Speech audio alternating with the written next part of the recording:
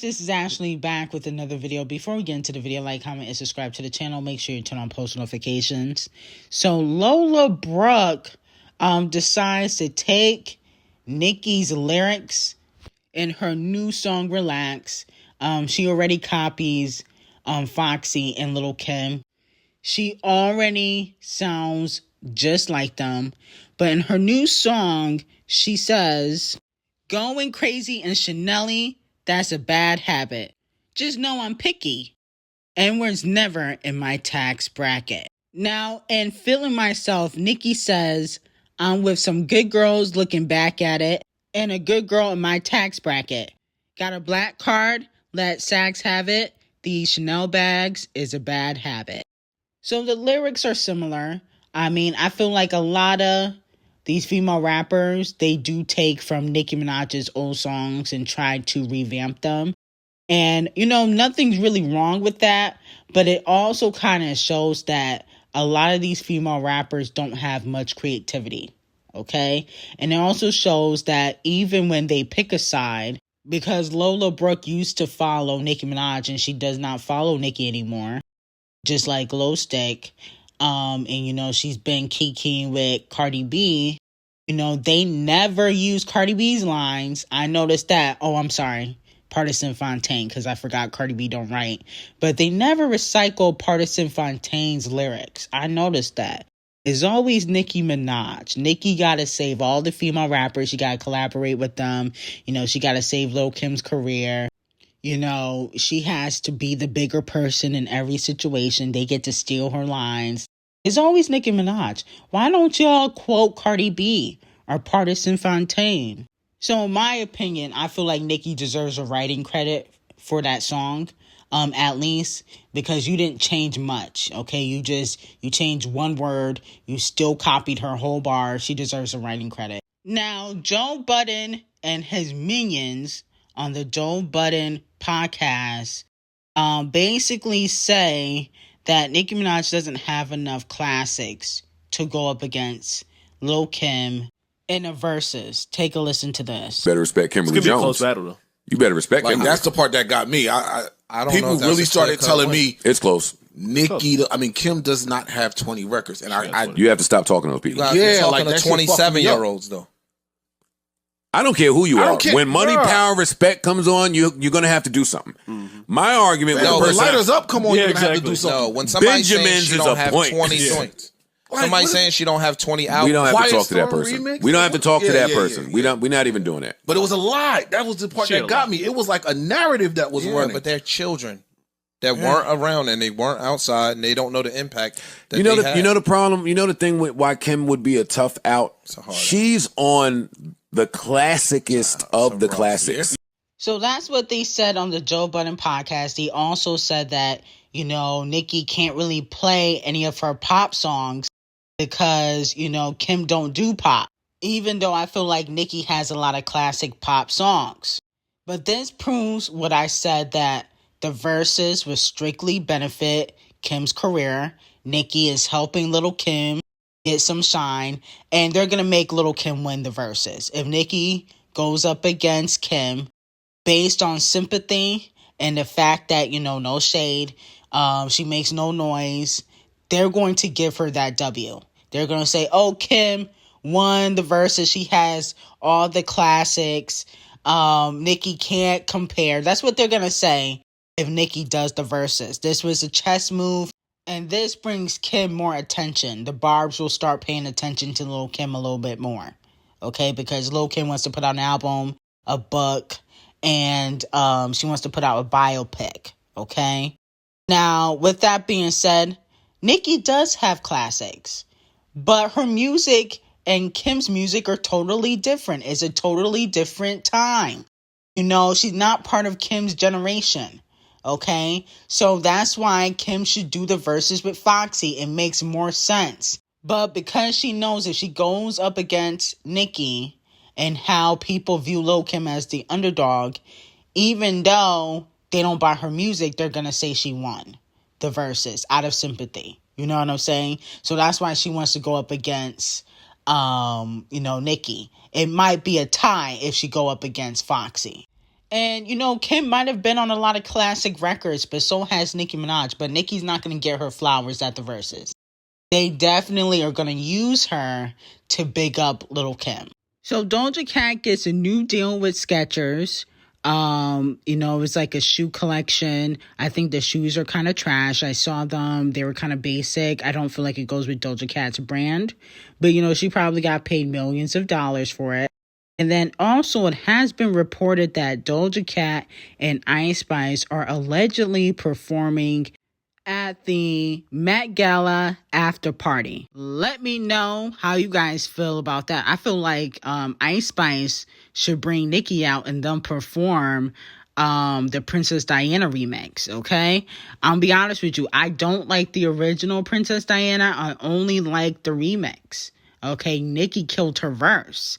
So I feel like it's only right to perform the top 5 hit. And as for Doja Cat, what is she going to be performing? Vegas? That song old. Doja Cat don't need to be performing. They need to replace her with Nicki. No shade. But she don't got no new music out. What is she supposed to perform? Unless she performing unreleased music, she can stay at home or sit down somewhere, okay? And have somebody else perform. No shade.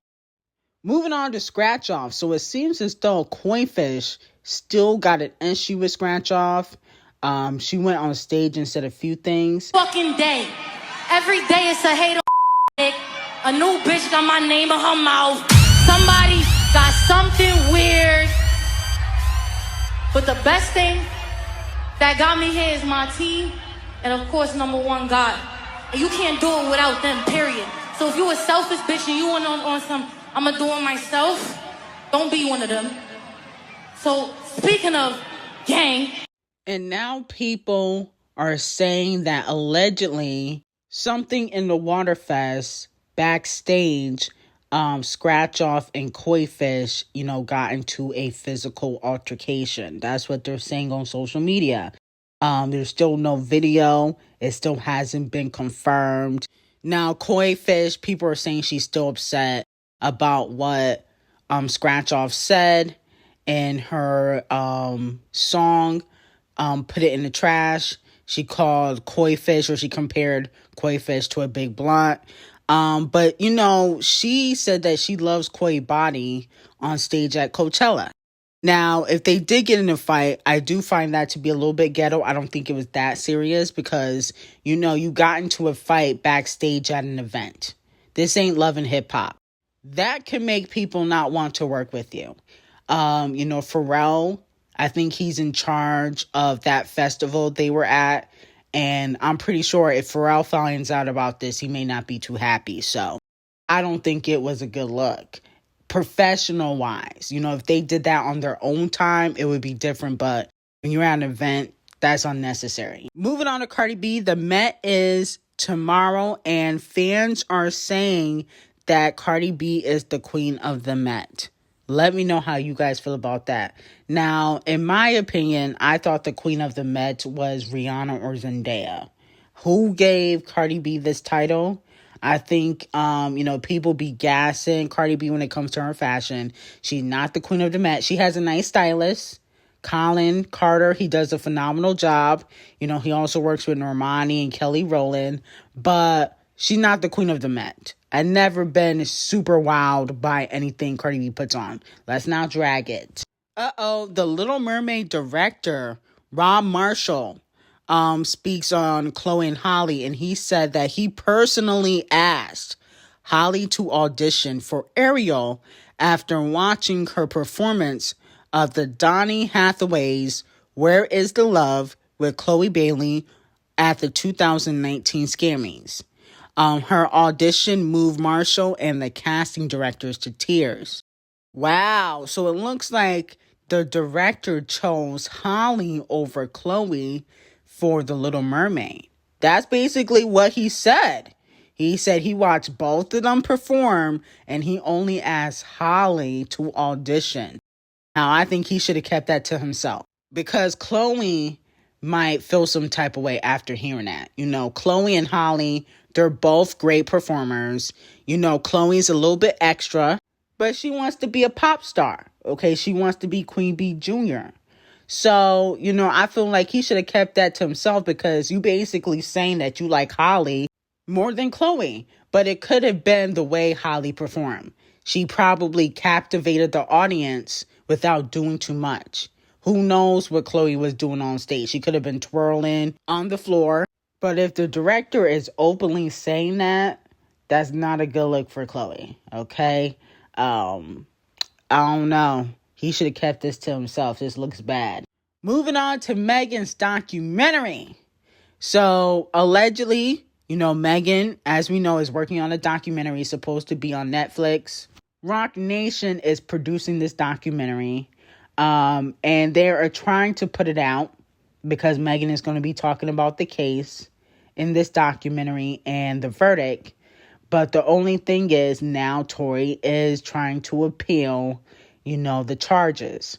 So, you know, they might have to wait to put it out. But Roc Nation wants to put it out as soon as possible because this will be part of Megan's rollout.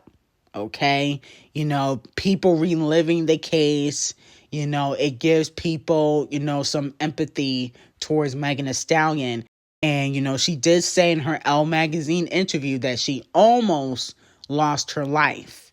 And she was disappointed in her peers like Nicki Minaj and Champagne Thickums who were taking shots. So let me know how you guys feel about that.